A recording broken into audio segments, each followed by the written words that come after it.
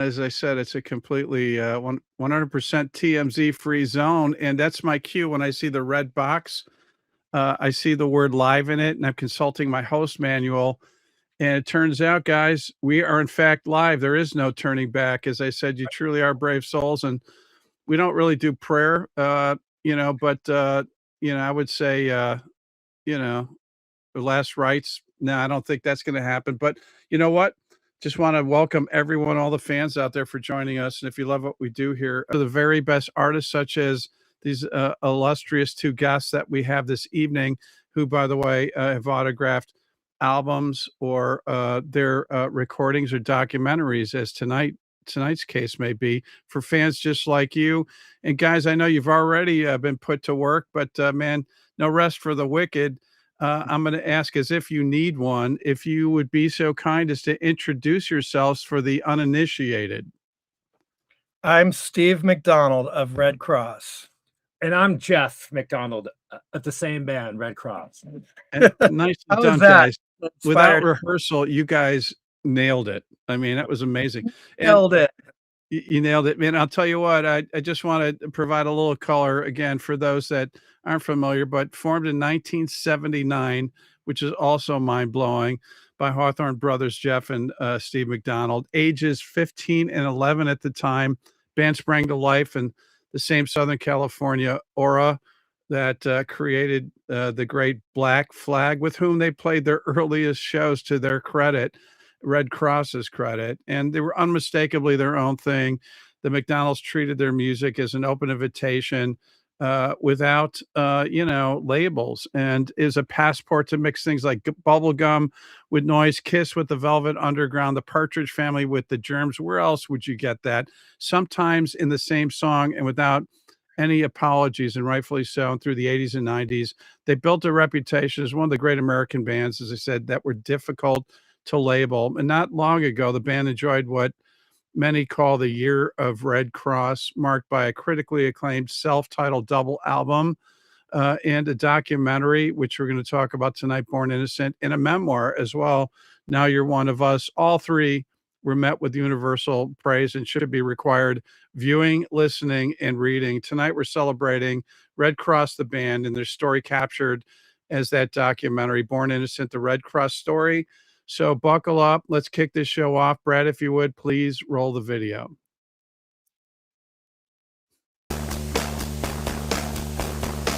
Thank you, Steve. You made it very easy for me.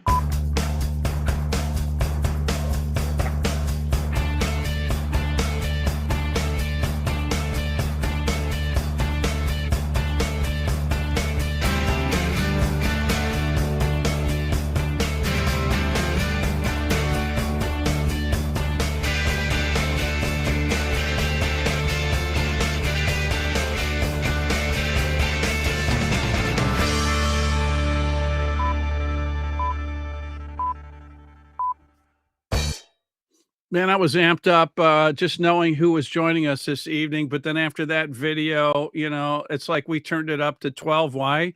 Because it's one more than Nigel's 11. And with that, I got to say, ladies and gentlemen, once again, please welcome to Talk Shop Live's Rock and Roll channel, the one, the only, accept no imitations, Jeff and Steve McDonald of Redd Kross. Guys, thanks so much for being here. Such a thrill to have you here. Thank you. Can I just say one thing about that intro? Please. Since this is a new technology for me, the live thing, I don't know what's going on. And the first thing that I saw was Ringo Starr saying my name. Yes. And I thought you brought Ringo on air to blow my mind for a second. And then I realized you're also Steve. Yeah, but I'm going to go with the story that he specifically recorded that for you, Steve, because he's a big Redd Kross fan. And I'm sticking to that story. Okay. Whatever gets you through my life. It's the little things in life. I'll tell you what, it took me a little while, to get over him saying that. It was like mind blowing. It was, man. It was like clean up on aisle 4. It was like, so you did an episode with Ringo once? Ringo did this? Actually 3. Wow. Okay. Yeah. Which was building up, I think, my background and experience to finally land the great Redd Kross. which is why we're here this evening. Ringo helped prepare you. Yeah, so Ringo He kind of did. primed you for today. That you had to do 3 sessions with Ringo in order to be ready for the two of He us. told me, he said, Steve, 2 is not going to get it done for Redd Kross. I have to do a 3rd with you. And I'm going to bring my friend T-Bone Burnett along with the ride. So That's cool. that was really Yeah, nice. Ringo and T-Bone. Yeah, yeah. Okay. Well, Look, so that's the beauty of what we do, guys, man. It's the magic of music. And, you know, I'm very fortunate. It's almost like stealing that I get to have conversations, you know, not only with Ringo, but with Redd Kross in all sincerity. And I just want to let fans know, if you'd like to ask Redd Kross a question or you have a comment, use the chat function. We'll get to as many as possible. But guys, where do we find you this fine evening? we're in I guess it's technically Hollywood, California. The Hollywood Hills. Got it. Worst places to be, for sure. We're in an undisclosed location deep within the Hollywood Hills. Yeah. That's where we are. I think it's wise of you. Trust me, I don't share my address, and you'll find out why later. But I just want to say, man, let me state, and I mean this with all sincerity, while you guys are affiliated with being entertainers, that, you know, in today's day and age, man, with contentious times that we're in, that what you guys do is extraordinarily important. I think the one common thread that we have, you know, is music, and it doesn't matter what one's political, you know, affiliation is or political affiliation. When Redd Kross takes the stage or when you guys deliver new music, man, you bring people together, and we need more of that now more than ever, I think. And so thank you for what you do. You're welcome. Thank you. Really, really, honestly. We're glad people appreciate us. You know, Without we like to have a good time. You know, if other people, you know, are on board, they should come hang out with us, come to our shows, etc. Absolutely. I think that's great. A great prescription for sure in this day and age. And man, as I was intimating, congratulations on a flurry of great activity over the past few years, including the documentary. I mean, it's been a pretty good run of late. It has been. We were quite busy in the past couple of years, more so than kind of ever in our history, which is interesting at this late stage in our history. But we're having fun. And you guys are looking good too, man. You got to write a book now about how to take care of oneself. Well, we're selling skincare products today as well. Did we mention that? No, you didn't, but you already have one sale. Put me down for one. I'm all in on that. and I'll tell you what, you know what, and keep adding those products because, you know, I got to pay the bills, even though I'm a huge fan. But hey, let's check out the trailer from Born Innocent, the Redd Kross Story, and then we'll dive into it and see how many jars of skincare product we can sell. Okay. Brad, roll the video. A There you band go. beyond the power of all geekdom. Redd Kross. The Jeff and Steve dynamic is insane. Are you bitter about that because you seem extremely No, there's a very special thing, like an aura around them. We were like the first kiddie punk band. Jeff would always put me out, you know, he'd say, yeah, our bass player's 11. Those are like our Tom Sawyer type adventures. You guys are like all like sunshine and clear skies. These guys are too happy. Why are they so happy? Teen Babes from Monsanto's when we actually came out as rock stars.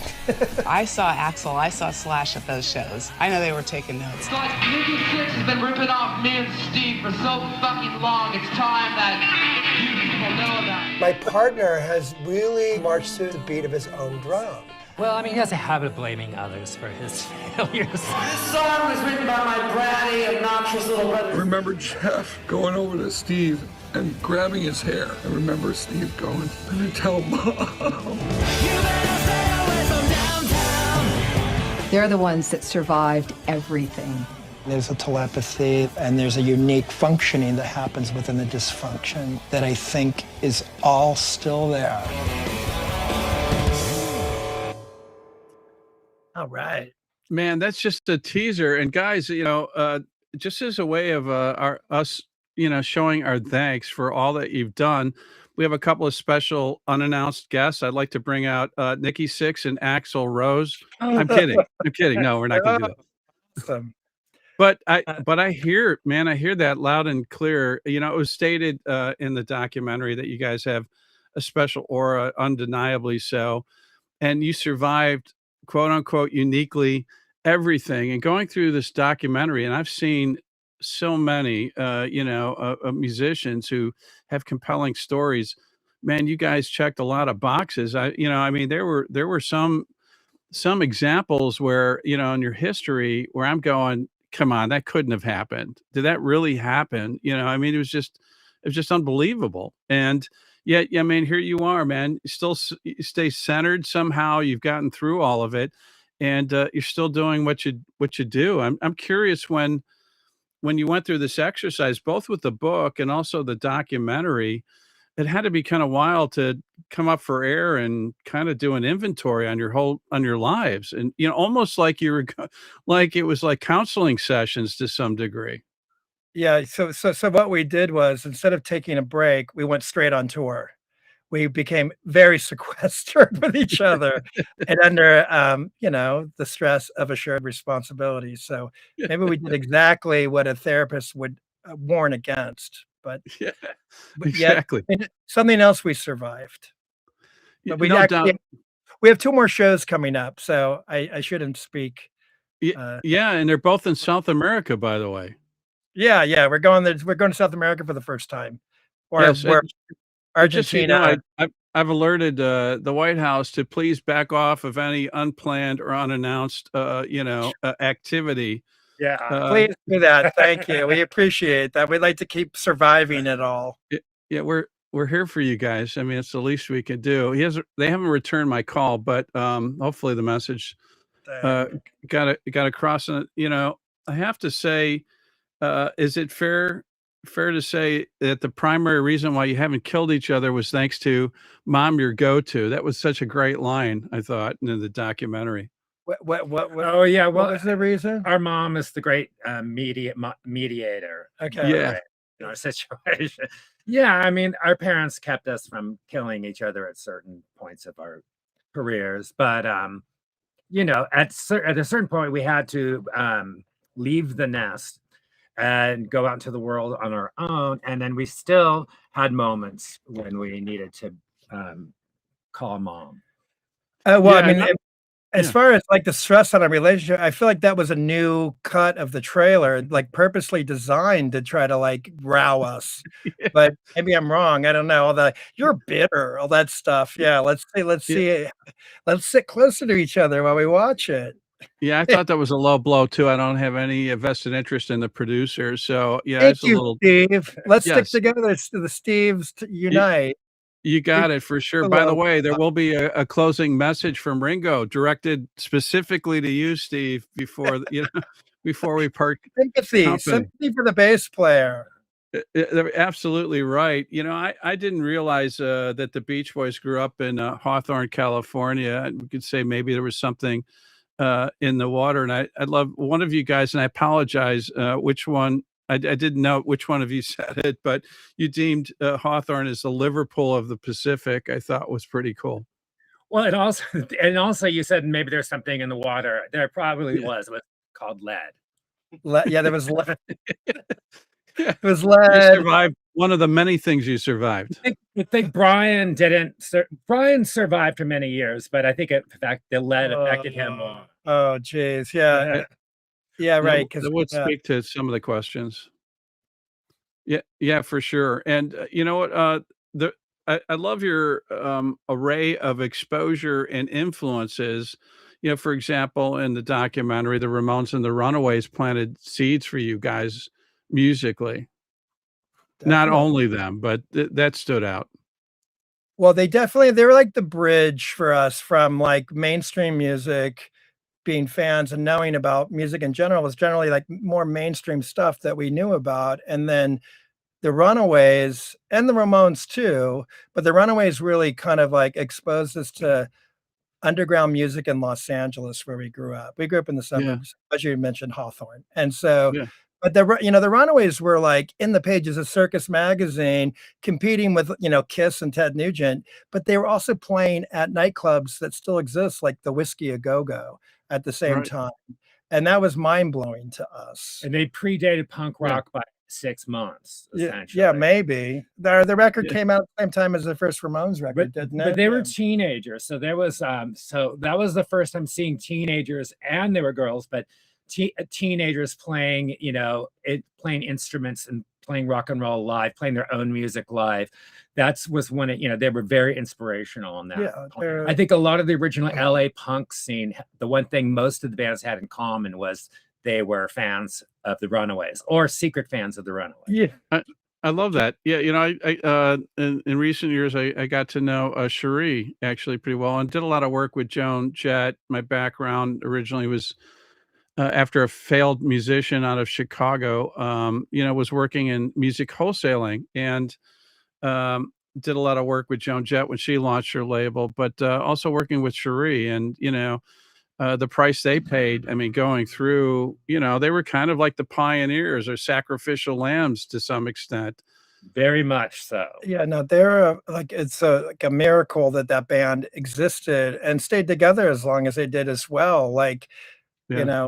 I see people debating still about the Runaways online, and people talking about how like, oh, post Cherie, this or that, like, what do you think? What do you like better? And I'm just like, who cares? It's amazing they kept it together. Like That's right. the fact that they made like 4 or 5 albums before they were even 20 years old is unbelievable. And they dealt with the ups and downs of holding a band together and also just surviving the music industry. It's a miracle. It is a miracle, Steve, and that will be actually the last message Ringo will cite to you is, Steve, it's a miracle. But It's a miracle. 100% spot on, I think. Dakota is appreciative of you guys being here this evening. Vintage Rock and Roll Shop citing Clorox Girl. Is that a hidden message? I'm not sure what that means, but It's an early tune. It's a reference to an early Redd Kross song. I love that. And Radkiss is saying, hey, Jeff and Steve, again, appreciative of you guys being here. You guys are, man, you're global. Emerging Talent York is saying hello from England. And wait, Inward Fangirl is saying hello from the Philippines. That's wow. amazing. That's good for us. We've yet to go to the Philippines. Yeah, well, you got to get South America under your belt, and then that's the next homework assignment, I think, is the Philippines. And Maisel Mel is saying, I'm absolutely excited. I think there's a typo, but I'm pretty sure that's what Maisel Mel is saying. And Kasingle Kasingle's Pod is saying, yes, absolutely love this. Oh, look at this. Argentina's in the house. Pacu Radis. Right. You see that? That's pretty amazing. And Steve Lucas Guitar is saying, Jeff is the greatest songwriter of the past 40 years. Fight me. No fight. We're not fighting tonight. I'll fight you. I'm pretty good too. No, I'm kidding. No, I agree. And, that's awesome. Yeah. He deserves and we'll get to some others as well, but that's also my cue to say that tonight we're celebrating the mind-blowing documentary you must experience, required viewing, Born Innocent, the Redd Kross Story, featuring Jeff and Steve McDonald, various band members through the years, also, citing their experiences, an incredible array of artists. I mean, it's mind-blowing and a testament to what Redd Kross meant, to us as fans, but musically, a lot of these prolific musicians were fans as well, and these guys influenced them. It's available on Blu-ray and DVD, and Rock and Roll Channel fans and Talk Shop Live can purchase their copies right here, right now. And it's Jeff and Steve's way of thanking you fine fans. They've graciously agreed to sign a limited number of the video wraps on the DVD and Blu-ray copies purchased here. To order your copies, hit the shop button on Talk Shop Live. And if you're on socials, Facebook or Instagram, which Steve nailed, by the way, launching nailed it. Comment the word shop and we'll DM you a link. And if you're watching on YouTube, click the link in the description. The rest is quick, easy, and pain-free. unlike the slight arthritic condition that Jeff and Steve McDonald may have developed, signing for you fine fans, but I haven't a good authority. They're well on the way to recovery. And there's no greater way to show how much you appreciate this fantastic band and what they've meant to us through the years and to present days, Redd Kross's artistry, than by owning their story in documentary form on Blu-ray and DVD. I also recommend the book. Maybe if I don't piss these guys off, we'll have them back to talk about the book. Man, that's a gift that keeps on giving. Now, Jeff convinced Dad to buy an electric bass. I love this, by playing King of the Road. Yeah, that was me. Jeff might have came up with. I'm sorry, Steve. I apologize. Yeah, sorry. Okay, because Jeff had decided he was going to play guitar. And then, but in the school orchestra for the school district that we both went to, electric bass was an actual instrument. There was the only electric instrument in the school orchestra. That's back in the days when they had music programs in public schools. And yeah, supported it. Yeah. So, but the deal was, in our music program, they had stand-up basses, but that we weren't necessarily like rockabilly kids. And so, but I had to learn how to play the stand-up bass, at least a riff or two, to prove to my parents that I was actually going to stick with this long enough. And so I learned doom, dum, dum, dum, dum, dum, dum, da, dum, da, dum, dum, dum, ba, dum, ba, bum, which was also the theme for Budweiser. It was a big Budweiser promotion at the time. So I kind of thought I was playing the Budweiser tune, I guess. Yeah. But yeah, I played King of the Road and maybe another tune or two. But yeah, I wanted to say maybe Dazed and Confused. It's almost like what every bass player ends up learning. No, I played with Mr. Upton, my Weisburn School orchestra teacher, taught me what was in the repertoire. And so we had this other tune called Little Rock. I don't know, it's like kind of a blues jam. What about the Henry Mancini riffs and the Hawaii 5-0? Yeah, but I don't. I was a little bit more advanced. But we played the Pink Panther theme. We also played the Jaws theme. And but the first thing I learned was the King of the Road riff. And so by Christmas of '78, I think it was, my parents gifted me with a Fender Music Master bass, which I still actually, it's currently on loan in Las Vegas at the Punk Rock Museum. I love that. Yeah, but I still technically own it. So Fat Mike, don't get too used to it. Don't get too married to it. But yeah, the lawyers are watching. That they deem it worthy of their exhibit, and it's amazing. And we wrote a lot of our early songs with that. And then Jeff got a job at a fish and chip shop just long enough to scratch together the $40 to buy a Strat copy. Wow, Jeff, was that Arthur Treacher's? Where was that? No, it was. Excuse me, all of a sudden my throat is weird. I was, you know what? I choked on a fish and chip myself. So take your time, man. We need you for the South American date. So take your time. Okay, yeah, no, it wasn't Arthur Treacher's. It was an independent fish and chips place called London Fish and Chips. You remember the name? Wow.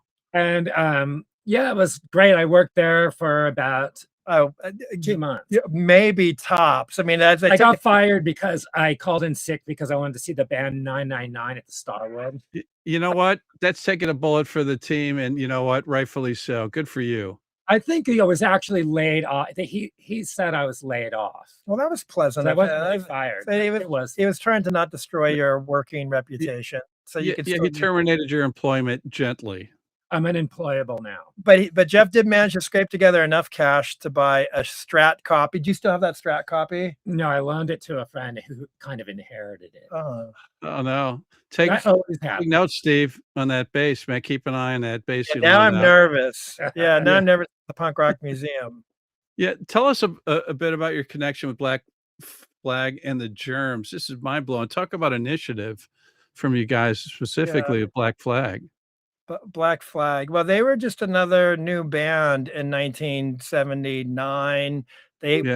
And they're kind of a local band that we lucked into seeing them play a show. They weren't really playing nightclubs yet. They were putting together shows themselves at like a Moose Lodge or veterans halls and things like that. And we saw them at a Moose Lodge, and we were actually going to see the headliner groups, who were the Alley Cats and Rhino 39, who were both on Danger House Records, an LA punk label.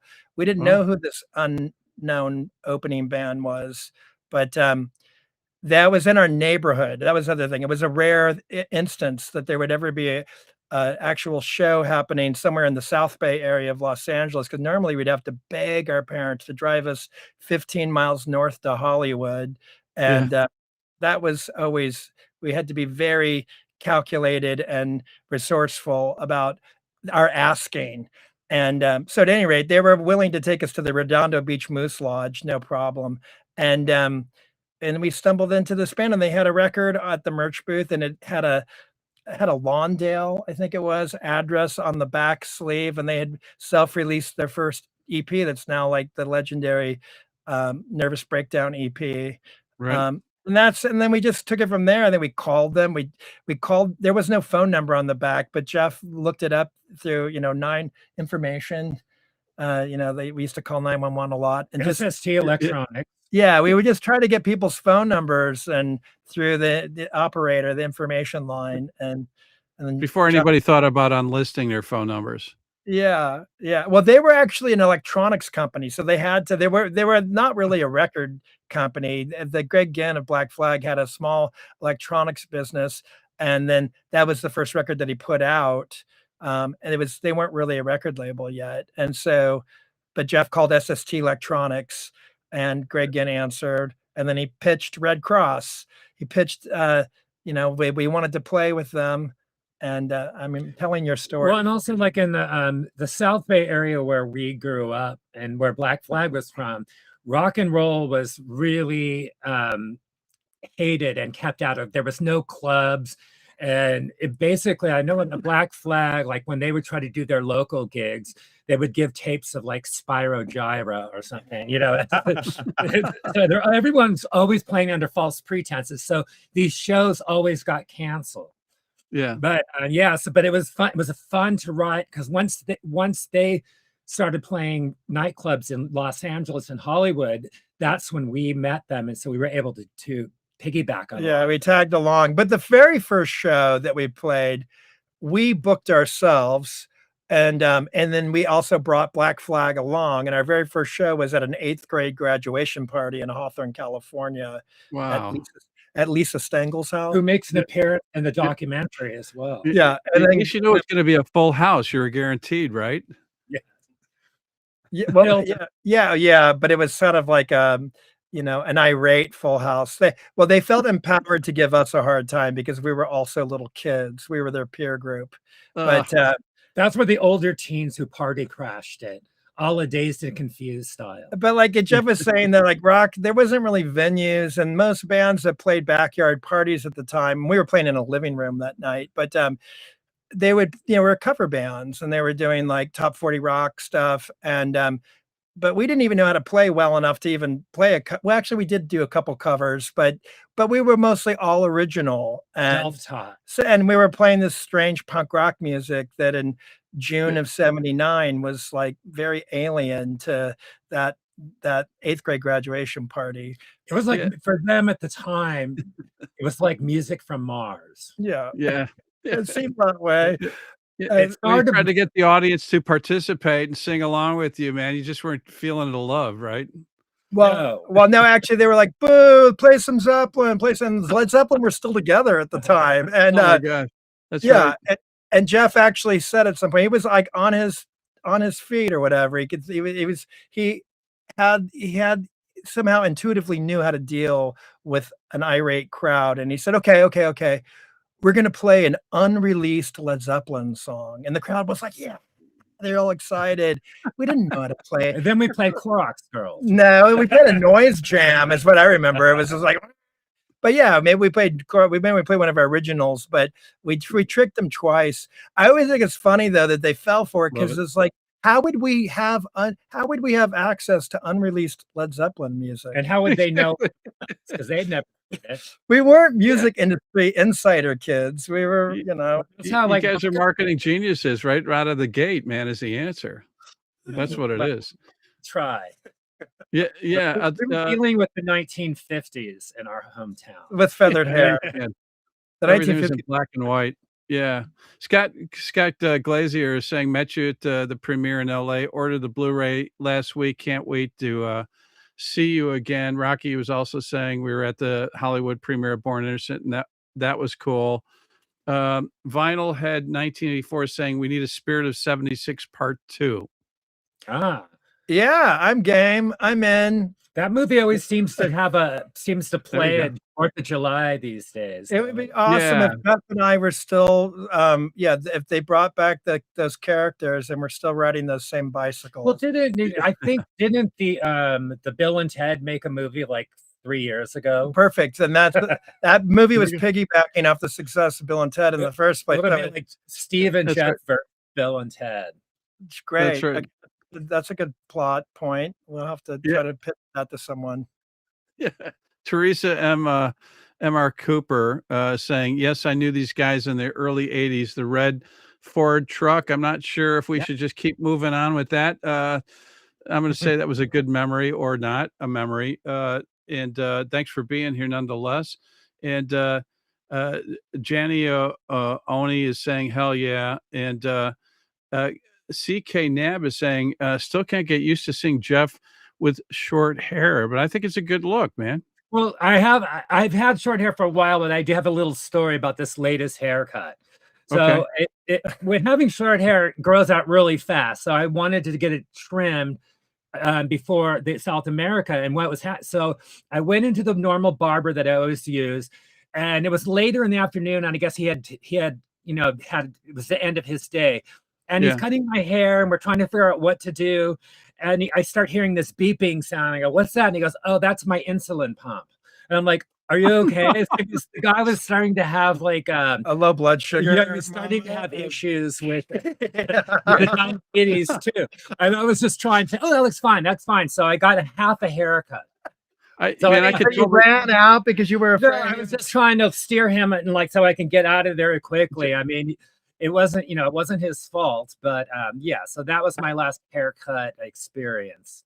Jeff, I could totally relate, man. I was forced to get a haircut on the job, and the guy who ended up cutting my hair was sweeping the floor when I first came in. I thought he was homeless. With all due respect to homeless people, there shouldn't be homeless people in this United States, but he said, grab a seat. And the next thing I know is he had something sharp in his hands and he was going to cut my hair. And I thought he's going to stab me on the side of the head. And he started, I'm listening to the overhead speaker and I hear the song and we love him, but I hear Rick Springfield's Jessie Girl and he starts singing it in my ear. And I'm like, I'm going to die, with the scissors in my head and a really bad haircut, which is why I'm not comfortable going to get my hair cut that often. So these visuals, I see like Emmett Kelly or an old vagabond, like pretty much. Horror stories. That's why I look the way I look right now. Because and it's a good look as well. I'm gonna go into Steve. And well, thank you. I wasn't fishing for that, but no. But it's a good look, and we're saving lives in case. I'm saving my own life. I don't trust homeless diabetics in jeopardy with my hair or whatever. No, anyways, yes. I know I digress, but man, one of the I mentioned that there was a number of insightful stories, of the ascension and your guys' career and your personal lives. The one that was most mind blowing to me, sorry, overused phrase in the show, but was Steve, you missing at age 13. I mean, that's a soap opera unto itself. I'm watching this documentary, and this is the part where I was saying, come on, guys, you have to be making this up. That couldn't have happened, but it did. Okay, we're breaking the news now. We made it up. Oh, that's so great. I feel so much better now. Thank you. So creative. Steven sold the story to P.T. Anderson for Licorice Pizza, the film Licorice Pizza. With a tribute to Stevens. I love that. You know what? And I don't even want my money back. We're after that part where they said, please send money for Steve's recovery program. I was like, I felt like I got to do something after hearing that story. I don't want my money back. I'm just happy to hear it wasn't true. No, It was true. Yeah, I I think know it's that's true. the thing about our documentary. It's mostly a fun ride, but it's also a little bit of a cautionary tale on some Yeah. levels. And in fact, I was just talking to a friend yesterday that was navigating her 15-year-old son's first romantic experience, and it was Yeah. quite dramatic. And Yeah. he was also a new fan of Redd Kross, but they hadn't watched the documentary. And she was at her wit's end trying to figure out how to deal with this difficult first relationship situation. I was like, well, if you need a cautionary tale, you should watch the documentary. Absolutely right. Yeah, you feel much better about things and say, "Wow, I will not be complaining anymore. These guys, Yeah. man, what a story for sure." And this is from Gabriel the Archangel. Once in the late '80s in San Diego, you guys played almost an entire show.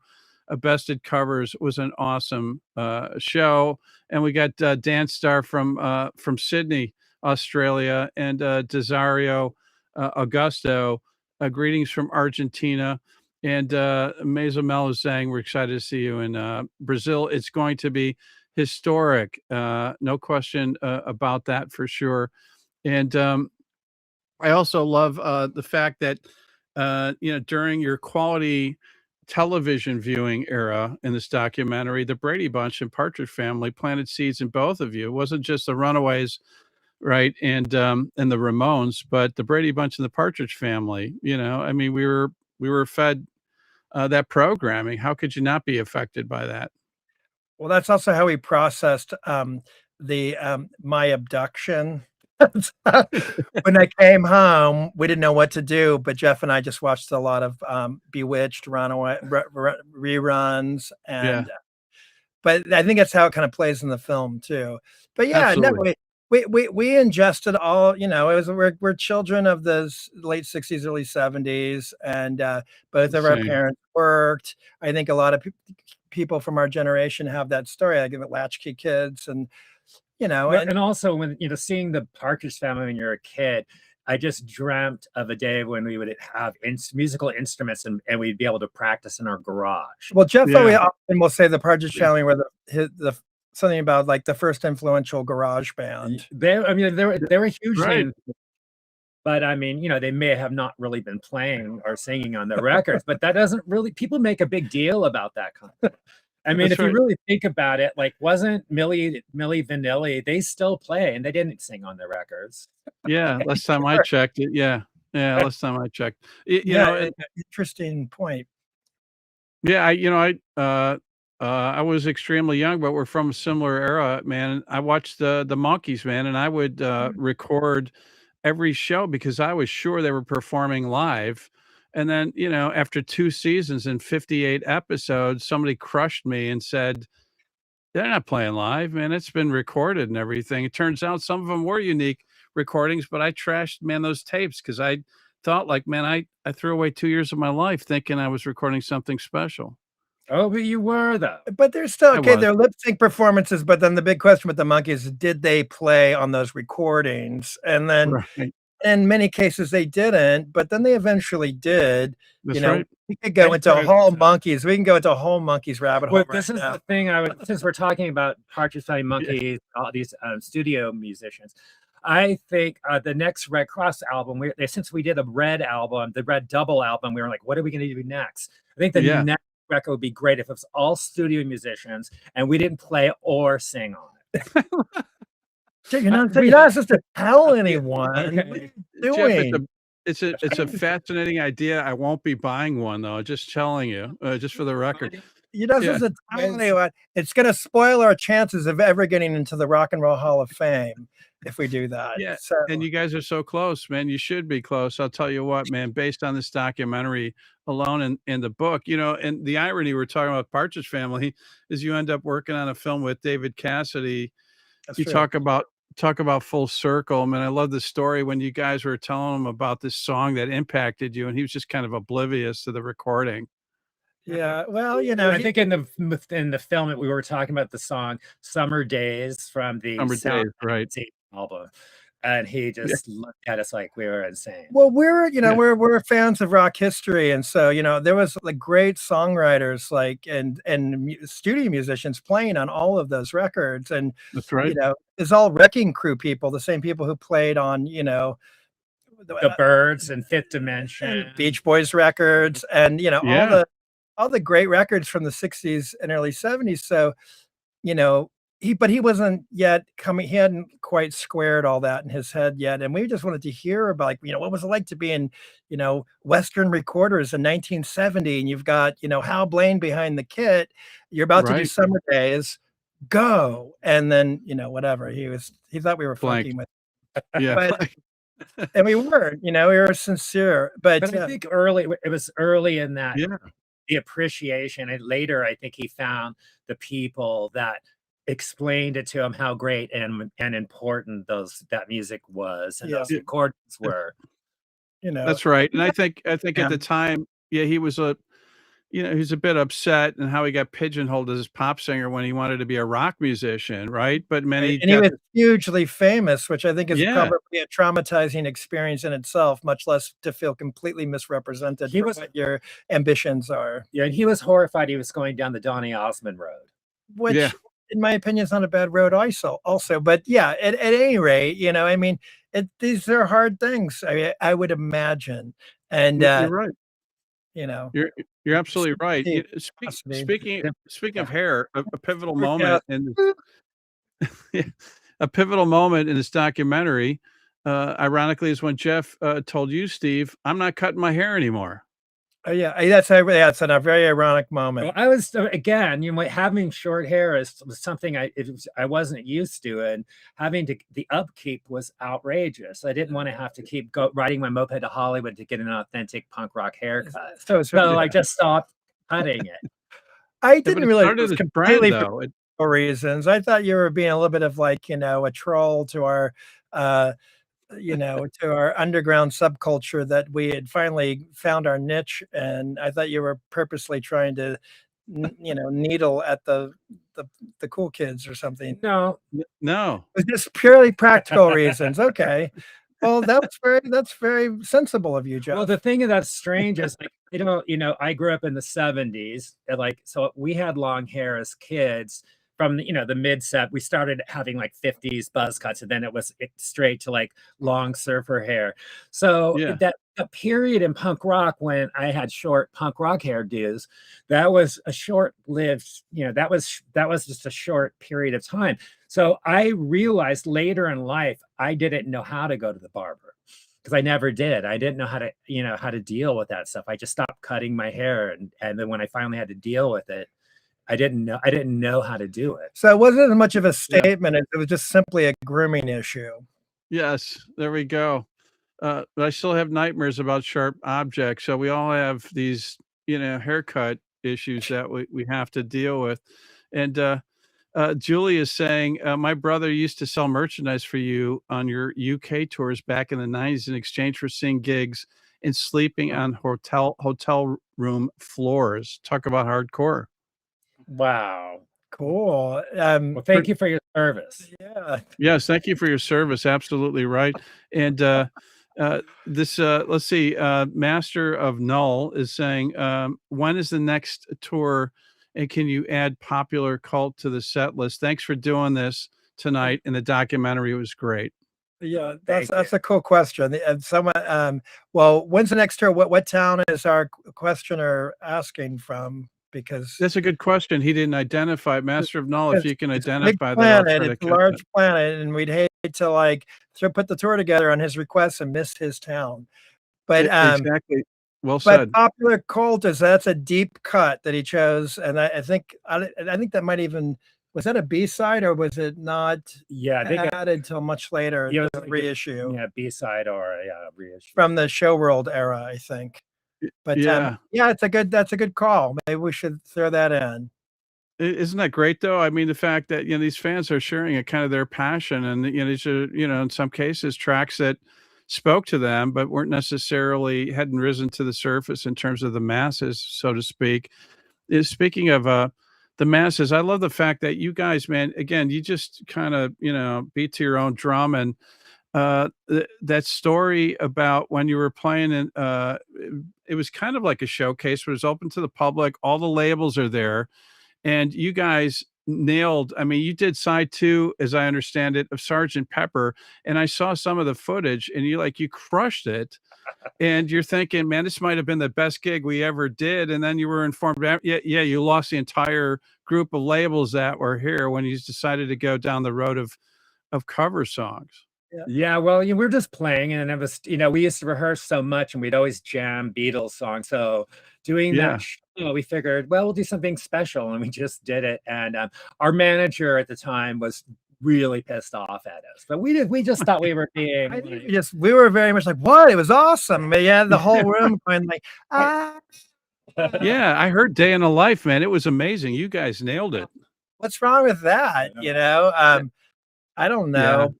Yeah. But we had paid some lawyer to put the feelers out with all the industry A&R dudes and whatever. We didn't understand, but we just figured if we liked it, then it would translate. But yeah, because the show was, you're right, it was open to the public. It was a Redd Kross show at the Roxy, which was sold out, by the way. So, we just couldn't, and it wasn't our fault. We were doing what we do. We were just 100%. Misrepresenting ourselves. Yeah, absolutely. Carson the King is saying hello from Austin, Jeff and Steven, and Rad Kiss is saying we appreciate you. Come to San Francisco. Skyvolt is saying hopefully you can get to my awkward question above. If Jeff has any plans to grow his hair out. No, I'm sorry, Skyvolt. I'm not comfortable asking Jeff that question. I think we've done that already. Like, I'll check back with you. His last experience at the hair salon, he maybe he'll get his wish. I'll just get a wig. Are you? Dude, it's a good look, man. I don't know. Yeah, I have to say, people focusing on the hair. It reminds me of this YouTube clip I saw recently. Like, it was a funny interview with Nina Hagen, 1988, wow, 89, on the David Letterman show. And she's a fascinating character. And I like David Letterman, don't get me wrong. She's a fascinating character, grew up in the GDR. She was an opera singing punk rock star. She had a lot to offer. And Dave spent 5 minutes talking about her hair. It was so good. That's Dave. Yeah.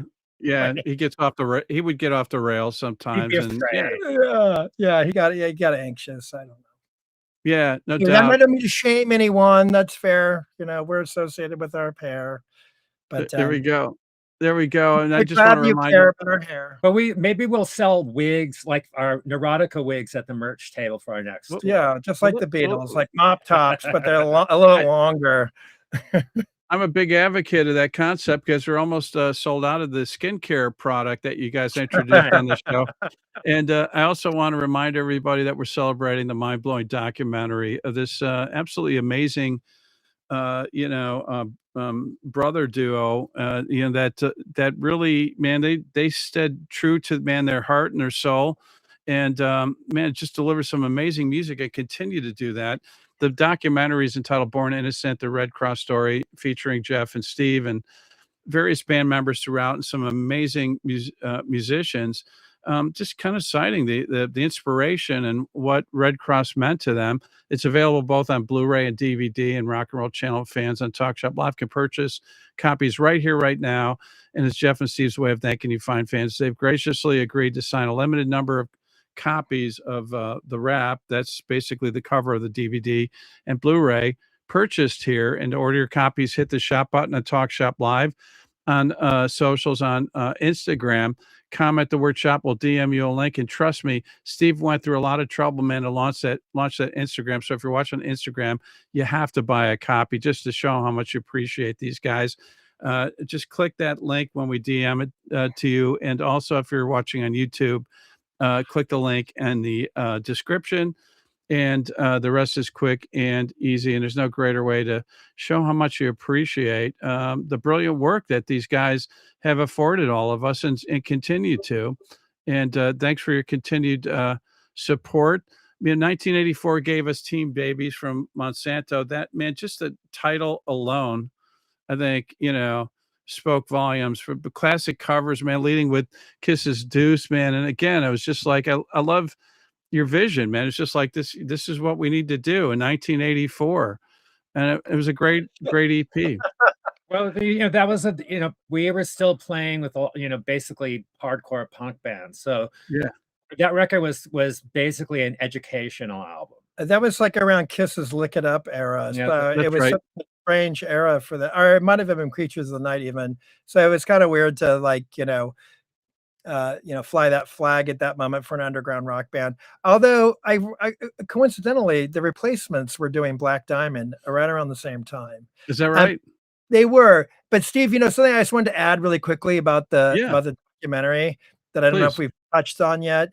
That the Blu-ray version, for people who own Blu-ray players, there's 5 extra hours of unedited footage, which I personally have yet to experience because I don't know. Well, it's a little what's too your much life for me, but yeah. but from what I understand, it's pretty engaging for the 5 hours. I'm not sure if it's quite the Get Back documentary, but maybe it's better. Who knows?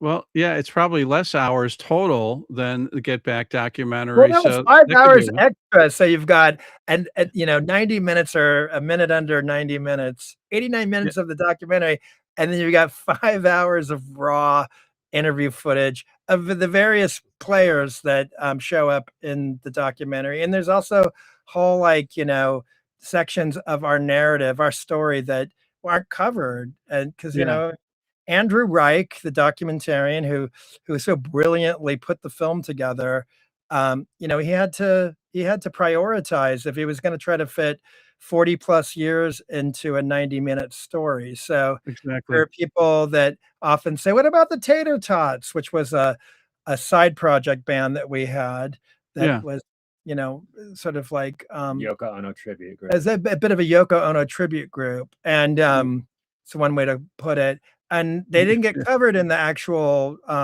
official version of the film, but there's so much Tater Tots on the Blu-ray from what I understand. That's awesome. Thank you so much for bringing that up. I was unaware of that, which shows you I should not quit my day job.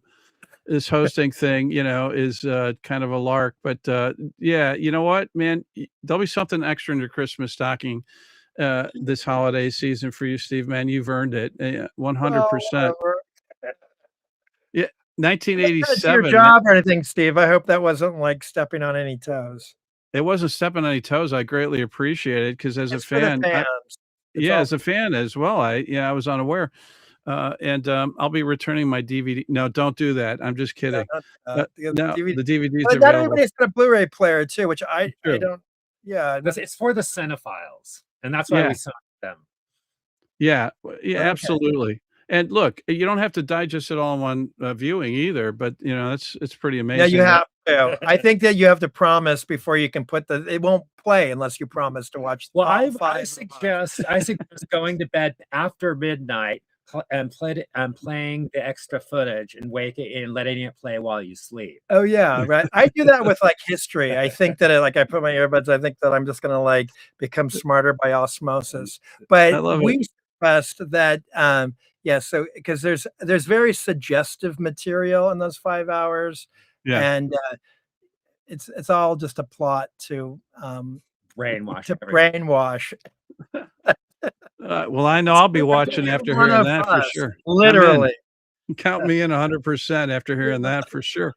And 1987 came Neurotica, where it said metal met bubblegum. But I mean, I love the story about, things were brewing up north in Seattle, man, where they coveted what you guys were doing. And I wasn't aware of that iconic gig that you guys did, but man, you headlined, and it was like these Seattle bands were tripping over each other, to open for you. And when I saw the lineup, of Malfunction, Soundgarden, and Green River, man, it's mind blowing. And they all said at the same token, wow, we thought I think it was Matt Cameron said, I thought we crushed it. And then all of a sudden Redd Kross came out and said, oh yeah, they're the band. And ironically, we crushed him.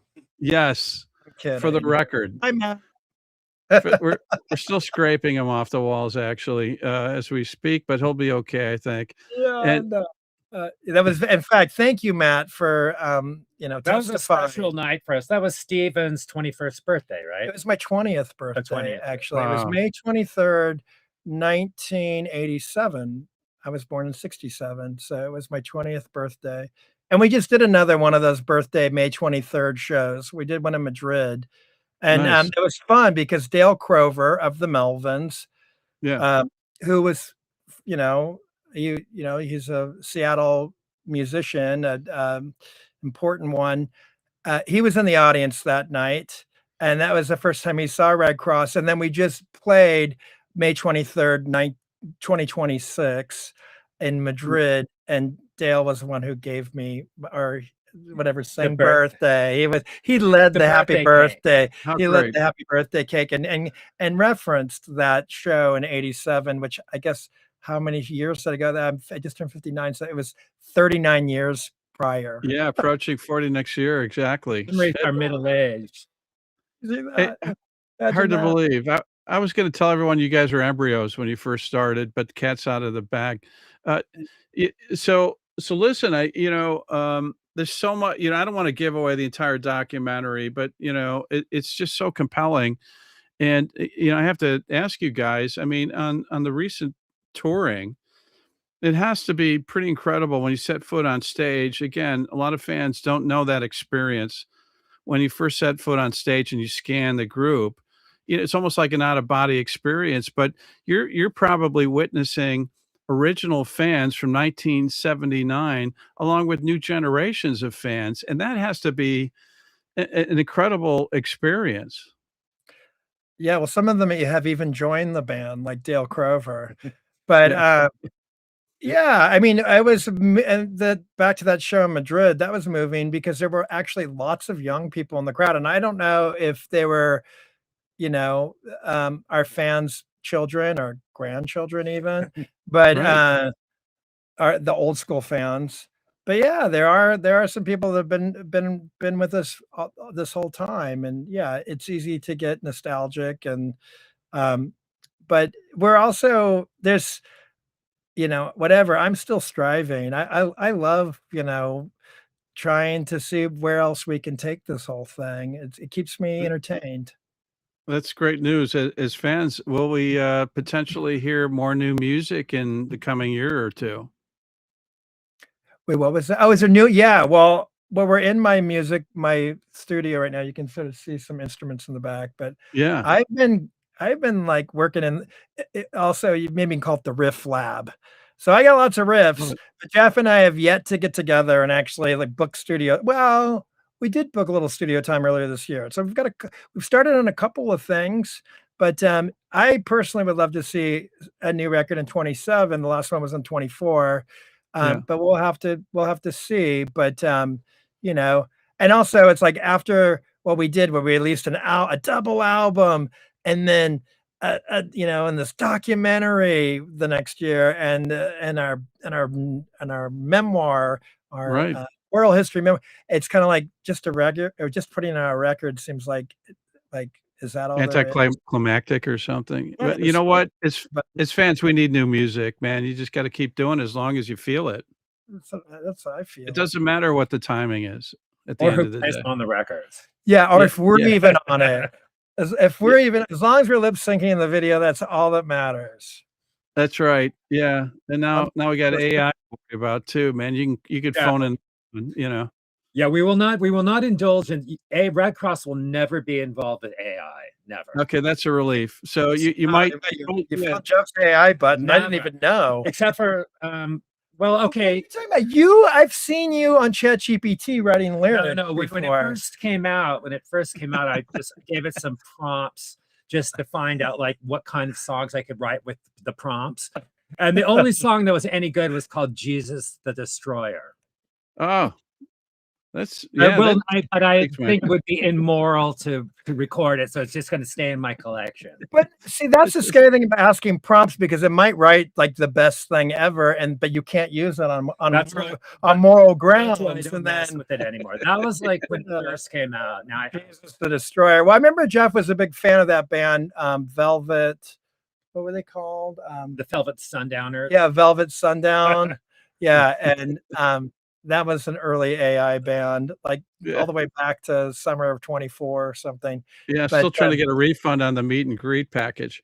So, yeah, I'll tell you what, again, I want to remind everybody we're celebrating this incredible story behind an incredible band, the two brothers, Jeff and Steve, the Redd Kross Story. It's entitled Born Innocent. And it's available on Blu-ray and DVD. And as we found out, there's an amazing 5 extra hours of footage that you don't see in the documentary. So, man, that's well worth the price for admission. And you can purchase your copies right here, right now. And both Jeff and Steve have graciously agreed to sign for you fans a limited number of copies. And you probably want to grab them now, because I'm pretty sure they won't be returning my phone call after this torturous episode that they had to go through this evening. But hit the shop. I kid these guys. Hit the shop. Jeff even mentioned that he would perform incantations on if people had requested that on their DVD or bless or curse, your choice. There we go. And, you have to specify, would you like it blessed or cursed? And Jeff is willing to perform certain rituals by hand. Excellent. For the 10th caller. Oh, wait, we don't have callers. But so I remember when we stayed at George Harrison's house and had a seance. Nice. Well, wow. We didn't act. Jeff promised. We stayed at George Harrison's childhood home when we played in Liverpool last year. Yeah, because it's on like Paul and John's houses are like part of like the National Registry. You have to get an appointment to even walk into them. George's childhood home is on Airbnb. That's just not right. That's not right. It's amazing. It's such a cool experience. And we stayed there. It's actually where the Beatles had their first rehearsals. I slept in the room where George first heard the Beatles on the radio. Wow. And he learned how to play guitar in that room. I slept in the living room, the only room in the house with heat. So it was a very authentic experience. And but it's also the room where there's many pictures of the three of them having rehearsals, strumming along on their cheap, like, German Silvertone guitars. And but at any rate, I only bring that up because we went on Instagram Live when we were in Liverpool, and Jeff promised that later that night after the gig, we would perform a seance. I love that. Staying there on live Instagram. On live Instagram, but then the moment came and Jeff decided not to just, disturb the spirit. Shut it down. I was too crazy. So, but we did do like a 2-hour tour of the actual house. Oh yeah, we did. Yeah, we did show people around. That's true. But as far as the actual seance, we had jet lag or whatever, but we also was warned not to mess with the spirits. Disturb the spirits. I mean, like that is probably could be a total, like, especially someone that'd been through like the trauma of superstardom. Like, let them be. Well, and also George says he didn't want to be born again. Rebirth was traumatic to him and his movies. So I didn't want to, like, who knows in where what's good point, what I would be bringing up. Yeah, good point. That's too much of a burden that you'd have to carry through life, Jeff. I think a little kid appeared, it would be very disturbing. Yeah, we had no room in the Sprinter to deal with them. Like, that would have been a total drag. Like, no doubt about it, for sure. Yeah, like, you're gonna bring them to Manchester now, this spirit child. Yeah, I learned so much from Redd Kross this evening. I'll tell you what, man. I get talk about the Airbnb thing is real. I mean, any Brits out there, or anybody planning a Beatle nerd trip to Liverpool, that should be headquarters. If it's, I don't know. Anyway, it's on my list now for sure. And before we let you guys, I just want to say before we let you guys go, want to thank all the fans for being here, man. They span the globe. I mean, and they're super passionate. And I also want to thank everyone at MVD for making this happen. When we kind of brought up Redd Kross and wanting to try to see if you guys would be willing to come on, they helped make it happen, and grateful grateful to them, and also to our fulfillment partners, All Media Supply, that will get the Blu-ray and DVDs signed by these two guys directly to your home. But also want to mention Brian, Sandy, Tina, Joe, Kathy, Jenny, Lavani, Marty, Kate, Brendan, and Sam, and behind the scenes, Brad, all from Talk Shop Live. But most importantly, to Jeff and Steve, aka Redd Kross, for continuing to provide the musical gifts for all of us. And Jeff and Steve, before we part company, any last words you want to share with the fans out there? What would you like to share with the fans? No, I'm just looking at some like the last bits of questions. There's one question that's Kim Warnick. Is it Susie Quattro or Todd Rundgren? I don't know if that's a question for us. But Kim asked earlier, I noticed that who was on my t-shirt. And this is it's neither Kim Warnick. Mid-60s Joan Baez. Wow. Like when she had long hair during like the cool Don't Look Back period. We actually played that guitar. That guitar exists at the Martin Guitars Factory Museum, and Floyd at Martin pulled it out of the case and let us jam on Joan Baez. And she had the set list. How amazing! That's amazing. Cool. So I guess that's what we want to leave people with, that we're the band that got to play Joan Baez's guitar last year. Again, another box I can check as far as learnings from the gentlemen from Redd Kross, both Jeff and Steve, and I want to. I just say sincerely thank you to everybody for tuning in and engaging with us. And hopefully it was fun for you. It was fun for us. 100%, man. It was entertaining and educational. Did not have that on my list of things to accomplish, so it was a bonus. And I just want to remind everybody to pick up the documentary on Blu-ray and DVD entitled Born Innocent, the Redd Kross Story, here on Talk Shop Live, personally autographed by Jeff and Steve. And while you're at it, Father's Day is coming up. If you missed out on a Mother's Day gift, it's not too late. Graduations, you don't need an excuse. Pick up copies for your friend and family. Spread the gospel of Redd Kross. It's really quite a documentary. I could say that firsthand, having viewed so many of them. And music and art is a gift that keeps on giving, one that lasts a lifetime. Your friends and family will thank you for it. You worked hard this year. You deserve it. And having a good authority that this Redd Kross documentary will enhance everyone's quality of life. Jeff and Steve, man, really enjoyed it. Thanks so much for being here, guys. Thanks for having us. It was fun. Yeah, and I hope we get to do it again, perhaps when that new album comes out, when you guys pull that Milli Vanilli trick. Yeah. I'm game.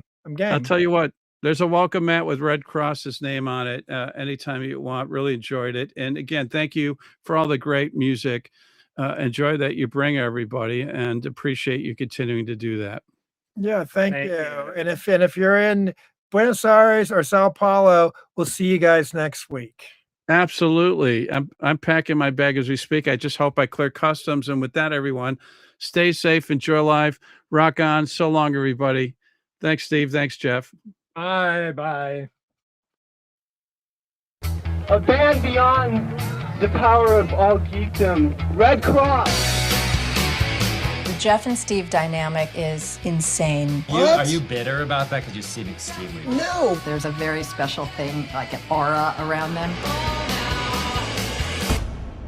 We were like the first kiddie punk band. Jeff would always put me out. He'd always say, yeah, our bass player's 11. Those are like our Tom Sawyer type adventures. You guys are like all like sunshine and clear skies. These guys are too happy. Why are they so happy? Teen Days from Monsanto's when we actually came out as rock stars. I saw Axl, I saw Slash at those shows. I know they were taking notes. Guys, Nikki Sixx has been ripping off me and Steve for so fucking long. It's time that you people know about it. My partner has really marched to the beat of his own drum. Well, I mean, he has a habit of blaming others for his failures. This song was written by my bratty, obnoxious little brother. I remember Jeff going over to Steve and grabbing his hair. I remember Steve going, "Better tell Mom." They're the ones that survived everything. There's a telepathy and there's a unique functioning that happens within the dysfunction that I think is all still there.